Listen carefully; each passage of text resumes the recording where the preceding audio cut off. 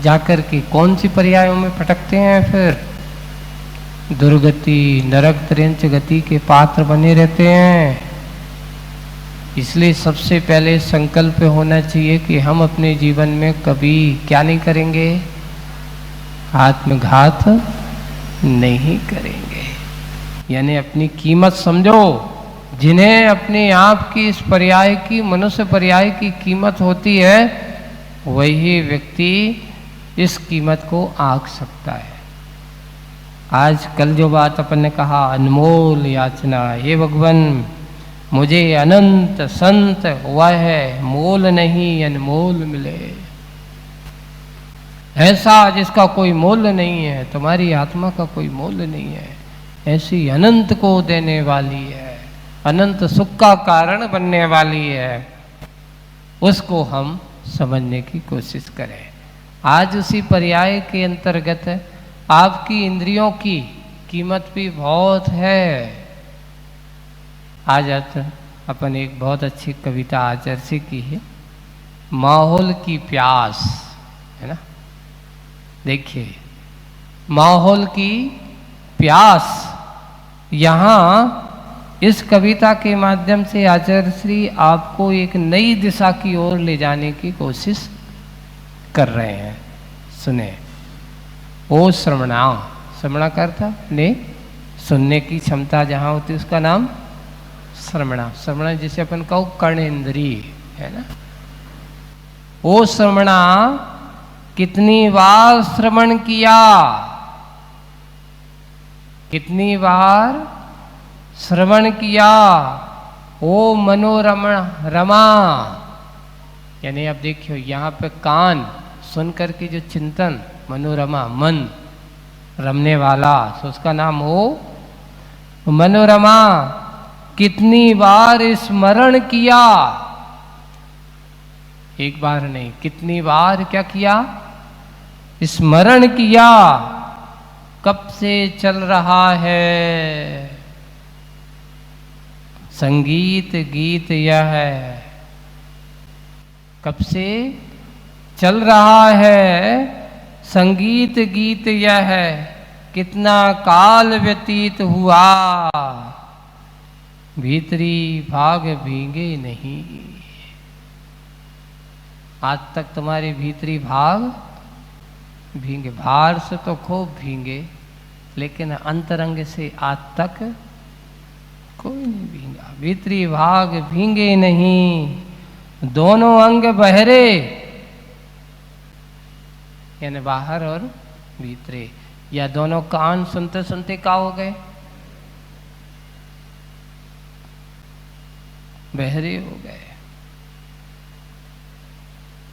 कहाँ हुए हरे भरे, हे निराग हरे, अब बोल नहीं माहौल मिले। अब इसलिए एक बात यहाँ पर लिखे हैं कि देखो, हमारे कान सुनते सुनते बहरे हो गए, फिर भी अभी तक तुम्हारे अंदर की भाव नहीं बने, अभी तक हम अंदर के परिणाम नहीं जगा पाए। सुनते सुनते शास्त्र के बहर हो गए कान। देखिए, सुनते सुनते शास्त्र को बहर हो गए कान।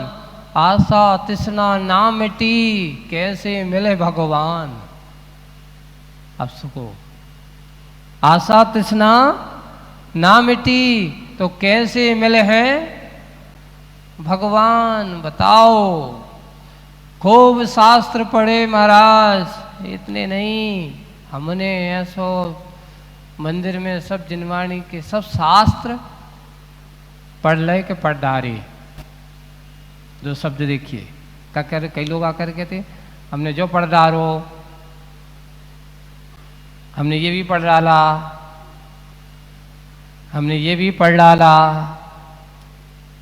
पढ़ा और क्या किया, पढ़ा और डाला। पढ़ लो, पढ़ डाला कि पढ़ के लिया? शब्द देखिए, मैंने ये शास्त्र पढ़ लिया, मैंने ये शास्त्र पढ़ डाला। कितने शास्त्र पढ़ लिए, पढ़ डाले, पर तुम्हारा मन का मोह का पर्दा नहीं फटा, तो आपके शास्त्र पढ़ने से कोई मतलब नहीं है। कसायों का पर्दा नहीं फटा, इंद्रियों के विषय के प्रति आसक्ति के भाव नहीं घटे, तो आपके शास्त्र पढ़ने से क्या मतलब है?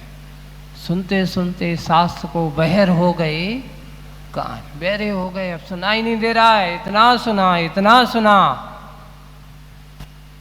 कि अब सुनाई नहीं दे रहा है। भाई इतने शास्त्र सुने, इतने पढ़े हैं तुमने, अब ये बताओ क्या इच्छा है? अब इच्छा का, अभी तो घर छोड़ने की बात भी मन में नहीं आ रही है। दशा है ऐसी ही है। एक बहुत अच्छा कथा आचार्य जी की मुख से सुनी थी हमने कि एक दो मित्र थे, अनन्य मित्र थे, बाल सखा, जिसको अपन कहें बचपन से ही शास्त्र बाल सखा हैं, और बचपन से दोनों साथ पढ़े लिखे खेले। अब हुआ है कि जैसे ही जवानी का काल आया, एक मित्र था उसको वैराग्य हो गया, दूसरा जो था वो तो घर में फंस गया, विषय भोगों में राग रंग में फंस गया। और राग रंग में फंस जाने के कारण से अब उससे कहा जाता है, उनका एक मित्र मुनि बन गया और एक दिन विहार करते हुए नगर में आया। उसने जैसी सूचना मिली कि हमारा मित्र जो मुनि बन गया वो आए हैं, वो जाकर के, अब देखो भाई मित्र तो मित्र रहा, बचपन भलाई, अब नहीं गया और जाकर के मिला। महाराज वो पूछते हैं, उससे भी मिलते, क्यों भाई क्या हो रहा है? बोले कि क्या हो रहा है महाराज, वही काम, वही दुकान, वही काम धंधा। क्या कहा था? बोले कि कहा तो ये था कि अपन सब जो भी करेंगे साथ में करेंगे बचपन में। तो अब क्या हो गया? बोले कि अब क्या हो गया? अब तो ये हो गया कि आप तो चले गए, मुनि बन गए, और हम ही घर के थे, मुनि बन के बैठ गए। क्या होता है? मुनि में ही तो हो, सबका लेखा जोखा करते रहो, कौन को क्या करना है, सबकी आवश्यकता पूरी करते रहो। दुकानदार ये देख रहे हैं, दूसरों के ही बारे में चिंता कर रहे हैं, बस ये हो रहा है। अब उन्होंने कहा कि एक काम करो, अब हो गया जितना है, अब तो तुम बहुत कर लिया है, बेटा बेटी भी हो गए हैं, बेबी बड़े हो गए हैं, काम धंधो बेबी करने लगे हैं, अब छोड़ो छाड़ो चलो। तो उन्होंने कहा बिल्कुल सही कह रहे हो आप, तो अब उम्र भी हो गई, 60 से ऊपर हो गए हो, हम भी 60 के हो गए, तुम भी 60 के हो गए हो, यानी अब सटियाने के दिन आ गए हैं, अब क्या करो? छोड़ो छाड़ो चलो साथ में। तो वो क्या कहते हैं, बस एक काम करते, हम सोच ही रहे थे, आपने अच्छी बात कही, ऐसे कहते ना, बहुत अच्छा कहा, बस हम सोच ही रहे थे कि अब हम भी अपने मित्र की तरह कल्याण करना है। बस मैंने सोचा है कि थोड़ा छोटा बेटा है, इसको और ठिकाने लगा दें थोड़ा काम धंधे में, और इसके शादी विवाह कर दें, और बस उसके बाद फिर हम आप ही के पास आ ही रहे हैं। लगाते लगाते 10 साल निकल गए, ओकी दुकान भी खुल गई है ना। 10-12 साल बाद आए, महाराज का आगमन हुआ, पता चला कि वे जो कह रहे थे हम आ रहे हैं, वे तो आवे के पहले ही चले गए। वो चले गए जिनका मात्र क्या काम था? दूसरों की व्यवस्था बनाना, ये व्यवस्था बनाना। एक दिन वो महाराज का चतुर्मास वहीं पर हो रहा है ना, चतुर्मास वहाँ हो रहा है। चतुर्मास वहाँ पर हुआ। अब चतुर्मास होने के बाद एक दिन उनका क्या होता है कि एक बैल है, बैल वो आकर के सुबह होती है दुकान के सामने आके बैठ जाता है। उसको मारते हैं, जितनी बार मार के भगाओ, लेकिन घूम फिर के थोड़ा बहुत खा लेता है। मार खा पी करके बार बार बैठ करके कहाँ जाता है? वहीं दुकान पे आकर के बैठ जाता है। महाराज हमारी समझ में नहीं आए, आखिर ये बैल है का?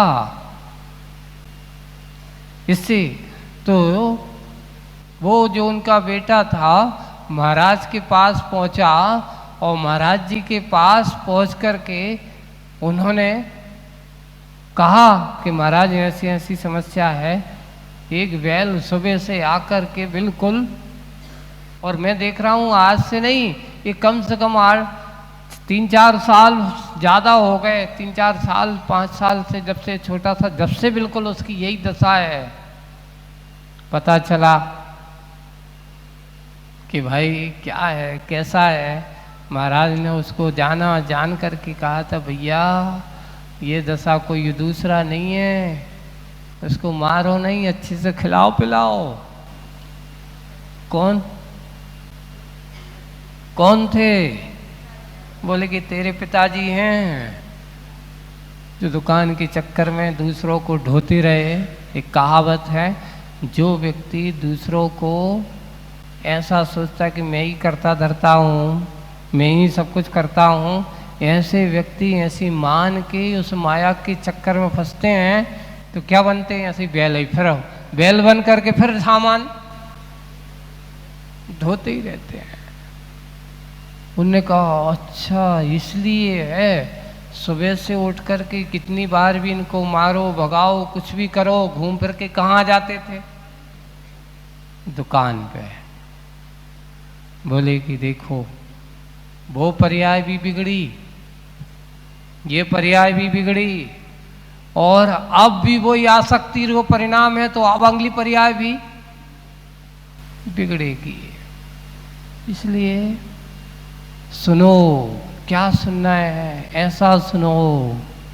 ये कान तुम्हें मिली, ये हैं दुकान खोलने वालों, ये कान काय के लिए है?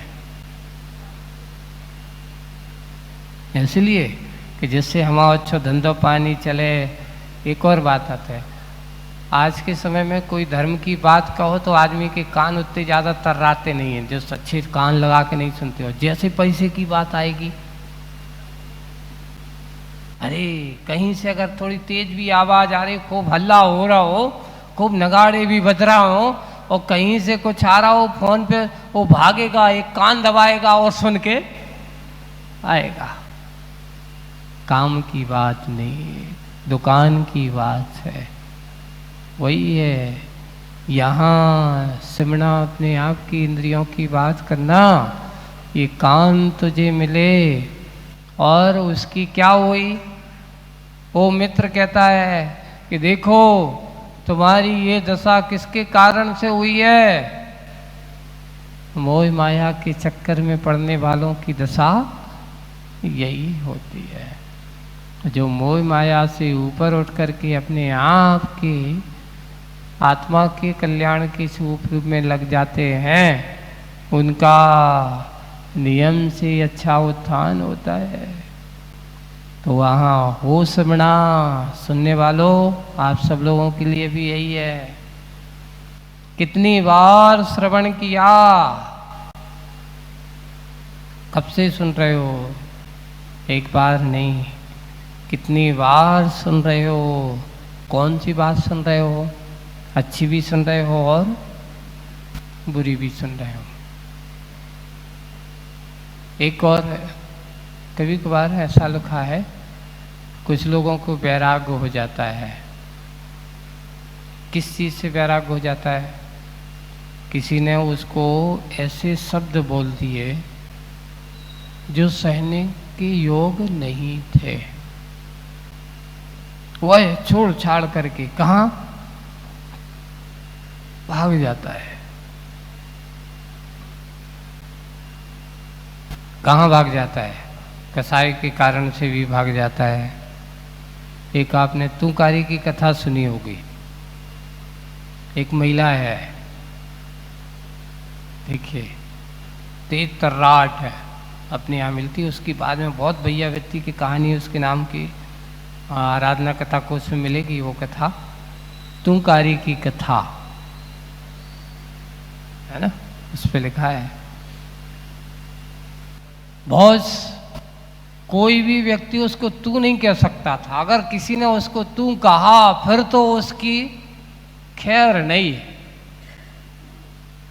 तूने ऐसा किया, अरे बस फिर तो वो उसकी कह रहे थे, वो कहावत है, इतनी गाली गलौच, इतना सब कुछ इतना सुना देगी कि सामने वाला कभी भूल करके वो उसको तू नहीं कह सकता था।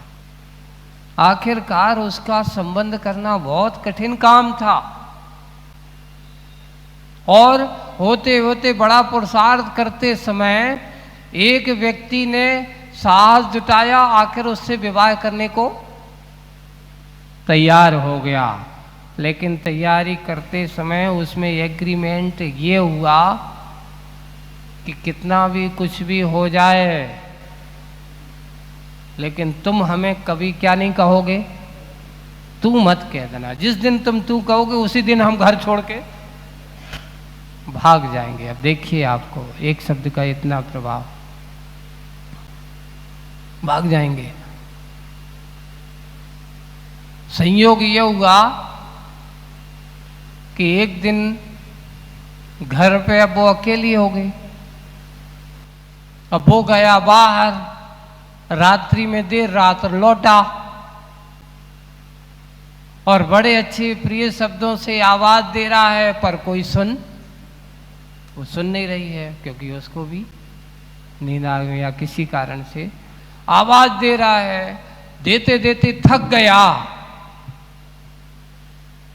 देते देते क्या हो गया, वो रात का समय थक गया और थकते थकते आखिर उसको भी गुस्सा आ गई और उसने कहा तू खोलती है कि नहीं।